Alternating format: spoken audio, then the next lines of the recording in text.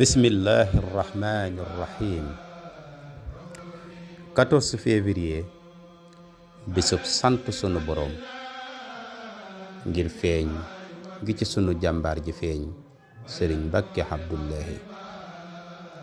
di jëmm ji nga xam ni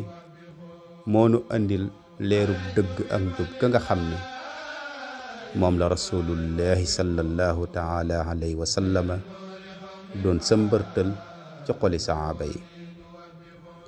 di leer ak dëgg ak njub ga nga xam ni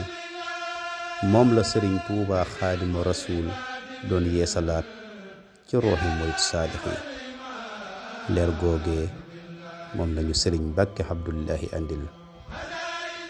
ngir dugal nu ci biir wallasiina aamanu asaddu hubban lillah